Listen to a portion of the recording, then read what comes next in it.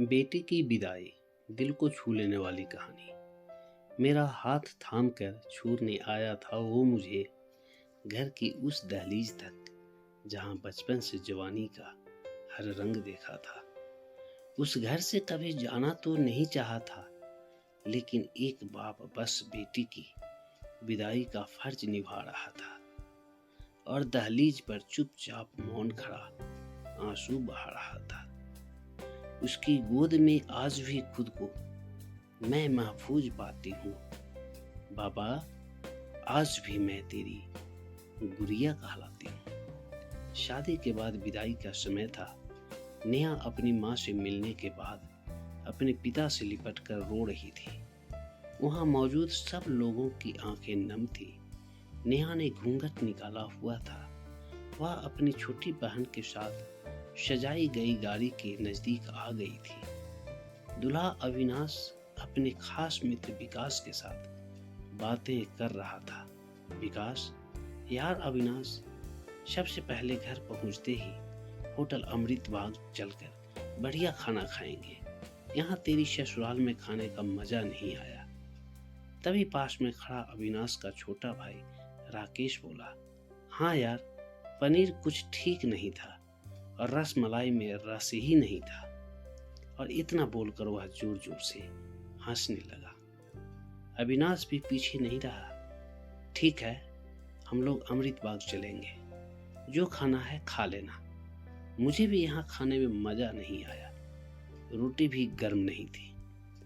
अपने पति के मुंह से यह शब्द सुनते ही नेहा, जो घूंघट में गाड़ी में बैठने जा रही थी, वापस मुड़ी, गाड़ी की फाटक को जोर से बंद किया, घूंघट हटाकर अपने पापा के पास पहुंची, अपने पापा का हाथ अपने हाथ में लिया और रोते हुए बोली, पापा, मैं ससुराल नहीं जा रही। पिताजी, मुझे यह शादी मंजूर नहीं। यह शब्द उसने इतनी जोर से कहे कि सब लोग हक्के बक्के रह गए। सब नजदीक आ गए। नेहा के ससुराल वालों पर तो जैसे पहाड़ टूट पड़ा। मामला क्या था, यह किसी की समझ में नहीं आ रहा था।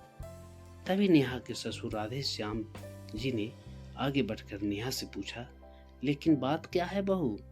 शादी हो गई है, इस समय विदाई का समय है, अचानक क्या हुआ कि तुम शादी को नामंजूर कर रही हो? अविनाश की तो मानो दुनिया लूटने जा रही थी। वह भी नेहा के पास आ गया।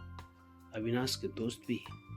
सब लोग जानना चाहते थे कि आखिर इन वक्त पर क्या हुआ कि दुल्हन ससुराल जाने से मना कर रही है। नेहा ने अपने पिता दयाशंकर जी का हाथ पकड़ रखा था। नेहा ने अपने ससुर से कहा, बाबूजी, मेरे माता पिता ने अपने सपनों को मारकर हम बहनों को पढ़ाया लिखाया व काबिल बनाया है। आप जानते हैं एक बाप के लिए बेटी क्या मायने रखती है। आप व आपका बेटा नहीं जान सकते, क्योंकि आपको कोई बेटी नहीं है। नेहा रोती हुई बोले जा रही थी, आप जानते हैं, मेरी शादी के लिए व शादी में बारातियों की आवाभगत में कोई कमी न रह जाए, इसलिए मेरे पिताजी पिछले 1 साल से रात को 2-3 बजे तक जागकर मेरी माँ के साथ योजना बनाते थे। खाने में क्या बनेगा, रसोइया कौन होगा। पिछले 1 साल में मेरी माँ ने नई साड़ी नहीं खरीदी, क्योंकि मेरी शादी में कमी ना रह जाए। दुनिया को दिखाने के लिए अपनी बहन की साड़ी पहनकर मेरी माँ खड़ी है। मेरे पिता की इस 150 रुपए की नई शर्ट के पीछे बनियान में 100 छेद हैं। मेरे माता पिता ने कितने सपनों को मारा होगा। न अच्छा खाया, न अच्छा पिया, बस एक ही ख्वाहिश थी कि मेरी शादी में कोई कमी न रह जाए और आपके पुत्र को रोटी ठंडी लगी, उनके दोस्तों को पनीर में गड़बड़ लगी और मेरे देवर को रसमलाई में रस नहीं मिला। इनका खिलखिला कर हंसना मेरे पिता के अभिमान को ठेस पहुंचाने के समान है। नेहा हाँफ रही थी। नेहा के पिता ने रोते हुए कहा, लेकिन बेटी, इतनी छोटी सी बात। नेहा ने उनकी बात बीच में काटी और बोली, यह छोटी सी बात नहीं है पिताजी। मेरे पति को मेरे पिता की इज्जत नहीं। रोटी क्या आपने बनाई? रसमलाई, पनीर, यह सब कैटर्स का काम है। आपने दिल खोलकर व हैसियत से बढ़कर खर्च किया है। कुछ कमी रही तो वह कैटर्स की तरफ से। आप तो अपने दिल का टुकड़ा अपनी गुड़िया रानी को विदा कर रहे हैं। आप कितनी रात रोए थे, क्या मुझे पता नहीं? माँ कभी मेरे बिना घर से बाहर नहीं निकली। कल सुबह बाजार अकेली जाएगी। जो लोग पत्नी या बहू लेने आए हैं वह खाने में कमियां निकाल रहे हैं। मुझ में कोई कमी आपने नहीं रखी। यह बात इनकी समझ में नहीं आई। दयाशंकर जी ने नेहा के सर पर हाथ फिराया। अरे पगली, बात को पतंगर बना रही है। मुझे तुझ पर गर्व है कि तू मेरी बेटी है, लेकिन बेटा इन्हें माफ कर दे। तुझे मेरी कसम, शांत हो जा। तभी अविनाश ने आकर दयाशंकर जी के हाथ पकड़ लिए। मुझे माफ कर दीजिए बाबूजी, मुझसे गलती हो गई। उसका गला बैठ गया था, रो पड़ा था वह। तभी राधे श्याम जी ने आगे बढ़कर नेहा के सर पर हाथ रखा और बोले, मैं तो बहू लेने आया था, लेकिन ईश्वर बहुत कृपालु है। उसने मुझे बेटी दे दी और बेटी की अहमियत भी समझा दी। मुझे ईश्वर ने बेटी नहीं दी, शायद इसलिए कि तेरी जैसी बेटी मेरे नसीब में थी। अब बेटी इन नालायकों को माफ कर दे। मैं हाथ जोड़ता हूँ तेरे सामने। मेरी बेटी नेहा मुझे लौटा दे। और राधे श्याम जी ने सचमुच हाथ जोड़ दिए थे और नेहा के सामने सर झुका दिया। नेहा ने अपने ससुर के हाथ पकड़ लिए। बाबूजी, राधे श्याम जी ने कहा। बाबूजी नहीं, पिताजी। नेहा भी भावुक होकर राधे श्याम जी से लिपट गई थी।